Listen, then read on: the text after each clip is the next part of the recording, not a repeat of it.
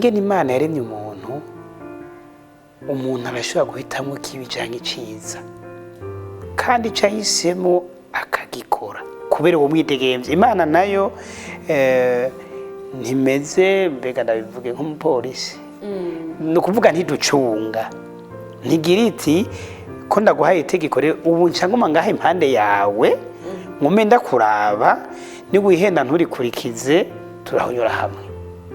Oya, igira iti ico kubera ciza ni iki ku Banyisirayeli, ukumviriza bigushikana guca ukora guca ushira mu ngiro ico wumvise. Mwiriwe mwese duteramanye mu biganiro vyacu.